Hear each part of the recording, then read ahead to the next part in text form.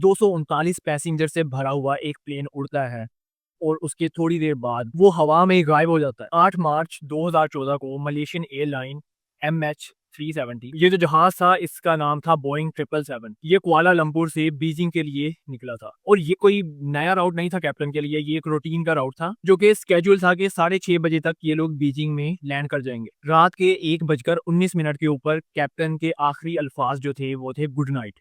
और उसके बाद कुछ भी गलत महसूस नहीं हुआ, लेकिन जो जहाज था वो रडार से पूरी तरह से गायब हो चुका था, जैसे उसे आसमान निकल चुका है। और इस जहाज की सर्च के लिए फौरन से हर जगह हलचल मच गई।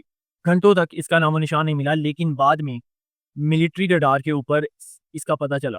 लेकिन उसमें अजीब बात ये हुई कि ये जहाज जिसे नॉर्थ की तरफ जाना था, ये नॉर्थ की तरफ बीजिंग में जाना था, ये जा रहा था वेस्ट की तरफ और ये उस तरफ ही बढ़ता जा रहा था। सैटेलाइट के हैंडशेक से पता चला कि ये लगातार 7 से 8 घंटों तक उसी सिमत के अंदर चलता जा रहा था, लेकिन कोई भी इससे कांटेक्ट नहीं कर पा रहा था। साउथ चाइना के समंदर के ऊपर एक बहुत ही मैसिव सर्च ऑपरेशन स्टार्ट किया गया इस जहाज को ढूंढने के लिए, लेकिन कुछ भी नहीं मिला इन्हें।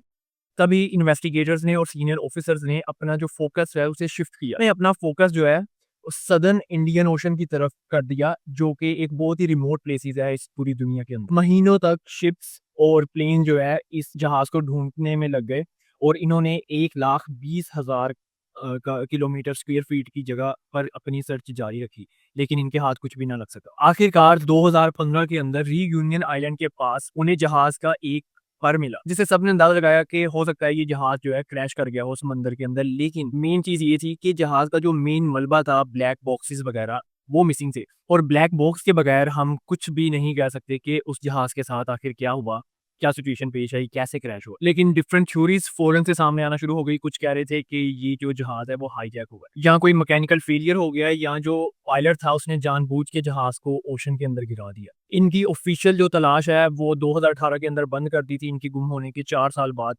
और जो भी 239 लोग इसके अंदर मौजूद थे उन्हें एज अ डेड अज्यूम कर लिया गया। लेकिन जैसे ये MH370 गायब हुआ है, ये एविएशन की हिस्ट्री के अंदर एक बहुत बड़ी मिस्ट्रीज में से एक है।